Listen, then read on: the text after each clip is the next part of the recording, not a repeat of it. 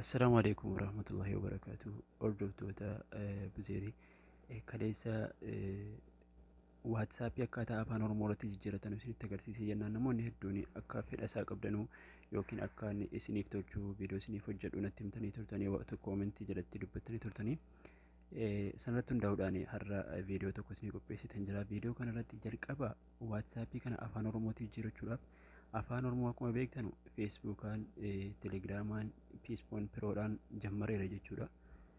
Akkasumas yeroo gabaabaa dhiyeenyuma kana waatsaappii jalqabeera. Waatsaappii kana irratti gara afaan Oromootti deebisuudhaaf jalqaba pilaastoorii keessan keessa seentanii waatsaappii sarchi gootanii abdeet gootu. Waatsaappiin keessan waatsaap ID jechuudha. Asirraa kana abdeet gootanii amma aan kan koo abdeet waan godhee jiruu fi oppeeru manaan jira.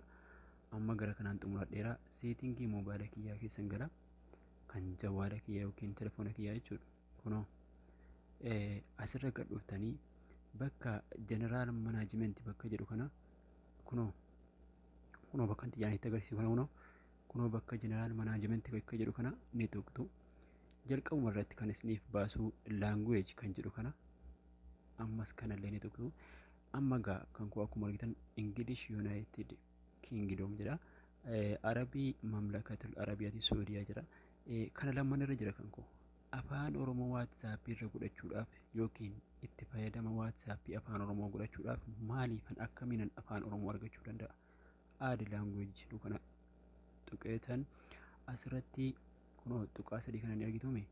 Tuqaa sadii kana asirratti ni tuqa yeroo tokko all languages kan jedhu kana ni tuqa ammallee asirratti gaa afaan Oromoo kan jedhu yookiin Oromoo kan jedhu barbaaduun qaba. Barreeffama sarratti Oromoo jedha. Kunooti xiqqoobsa kunoo Oromoo kan jedhu kunoo kanaadha. Oromoo kan jedhu Oromoo Itoophiyaa, Oromoo Keeniyaa jedha silaansaa. Ani kan Itoophiyaa waan barbaaduuf asirratti duuttanii seentii gootanii kanarratti amma kan Oromoo hidheera. Barbaadulee kanuma kan Keeniyaa sanallee godhachuudhaaf jechuudha.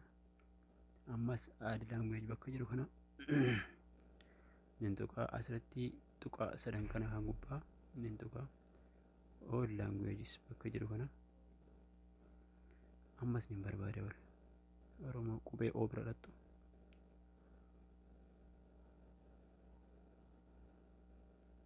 Telegiraamiin illee hojjetaa jira afaan Oromootiin, feesbuukiin akkasii, piispoon piroon illee hojjetaa jira. Kun ammas Oromoo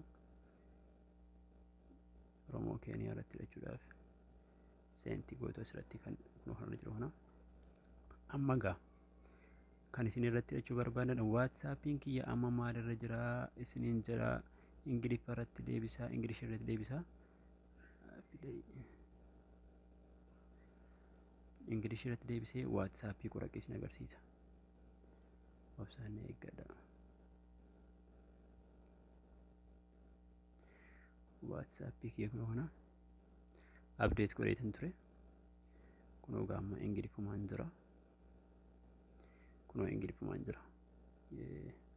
Anchaatii keessa raqee isinitti agarsiisu asumarraa ilaaltu bakka boorfaadii jala akaawuntii privacy kan jedhu security kan jedhu kana chats kan jedhu kana notification kan jedhu kana storage kun argaartu miti Ingiliffaan jira jechuudha. Argaartu kunoo Ingiliffa kun hundinuu amma afaan Oromootti deebi'uuf deemaa jechuudha. Keessan kunoo akka kanaan jira. Kiyyallee kunoo Ingiliffumaarraan jira jechuudha. Garuu afaan Oromootti yeroo jijjiire ni agartu. Asumarratti obsaa. Xiqqoobsaa. Amma bakka sidaatti deebineera. Ingilish irra waan jiruu fi gara Oromoo Itoophiyaa kanatti jijjiirradha. Kunoo Oromoo Itoophiyaa kan jedhu kanarratti niyyuu jijjiirradha.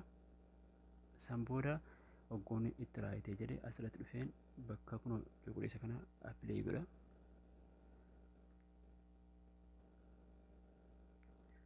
Amma gabaabinatti xumureera. Gara waatsaappii kootiin deema.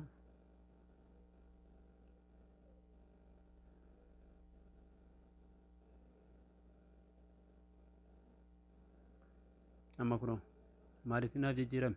Afaan Oromootti naaf jijjiirameera jechuudha. Baga gammaddanii afaan Oromoo guddataatii jira maashaallah. Ijoolleen keenya yeroo hedduu afaan Oromootiin illee dubbachuun itti qaanoftu.